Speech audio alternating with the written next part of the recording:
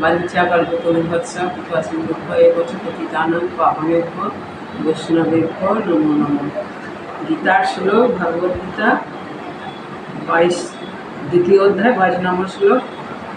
वसंसि जीर्णानि यथा विहाय नवानि गृह्णाति नरः पापराणि तथा शरीराणि विहाय जीर्णान् नान्ये संजाति नवानि देहि।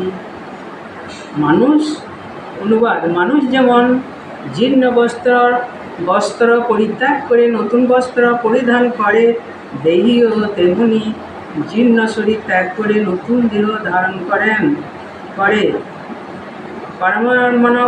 পারমাণবিক জীবাত্মায় যে এক দেহ ছেড়ে আরেক দেহ ধারণ করে তা সর্বজন স্বীকৃত তথ্য।